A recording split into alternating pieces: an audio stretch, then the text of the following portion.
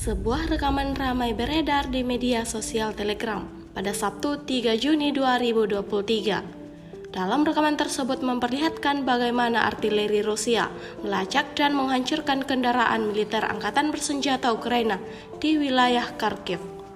Sebelumnya, pada awal rekaman terlihat salah satu kendaraan militer Ukraina beroperasi.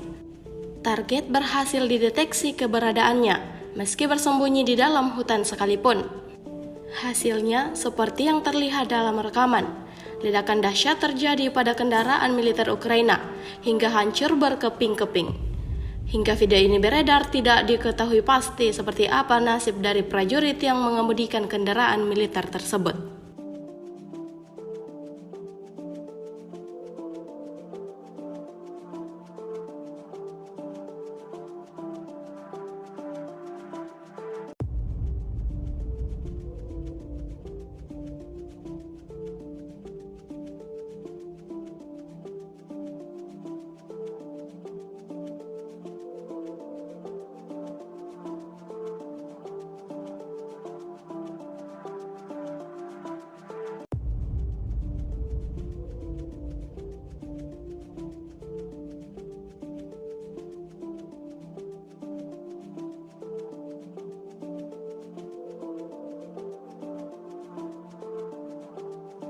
Terima kasih sudah nonton.